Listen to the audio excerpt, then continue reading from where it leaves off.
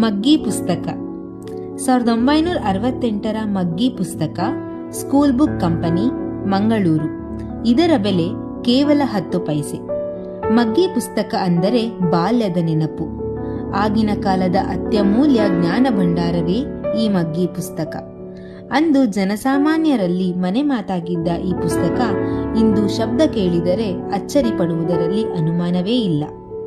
ಇಂತಹ ಅಮೂಲ್ಯ ಮಗ್ಗಿ ಪುಸ್ತಕ ಸಂಗ್ರಹಿಸಿರುವವರು ಗಿರೀಶ್ ಎಂ, ಆರ್ಟಿಸ್ಟ್, ಅಂಗರಚನಾಶಾಸ್ತ್ರ ವಿಭಾಗ, ಹಿಮ್ಸ್.